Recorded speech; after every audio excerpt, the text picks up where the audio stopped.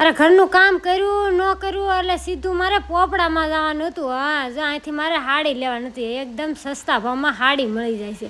અરે અહીંયા બધી વસ્તુ બધું મટીરિયલ તમને હોલસેલ ભાવમાં મળી જાય, એકદમ સસ્તું. અરે આ પોપડું છે ને ગાયત્રીના ખૂણે આવેલું છે. અને પછી તો મારે કુમકુમ સાડીમાં સાડી લેવા જવાની હતી. મસ્ત મસ્ત કાકાએ મને સાડી બતાવી દીધી. અરે બેન હાટું સાડી લેવાની હતી કે નહીં? અરે સાડી જોઈને તરત જ મને ધ્યાનમાં આવી ગઈ.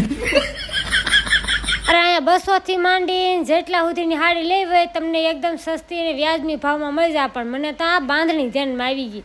અરે બાપરે, અહીંયા બહુ મસ્ત મસ્ત સાડી મળી જાય. તો રાહ છે ને જો ખરીદી કરવી હોય તો કુમકુમ સાડીમાં આવી જાય. જો એડ્રેસની વાત કરીએ તો આપણે ભરતનગરમાં કુમકુમ સાડી છે. બહુ મસ્ત સાડી સસ્તા ભાવ. મારી આઈડી બતાવશો તો તમને વ્યાજબી ભાવમાં પણ આપી દેશે. અને હા પછી તો હું આ બધી ખરીદી કરીને મારે જવાનું હતું કાર્તિકના પાસપોર્ટના ફોટા પડાવવાના.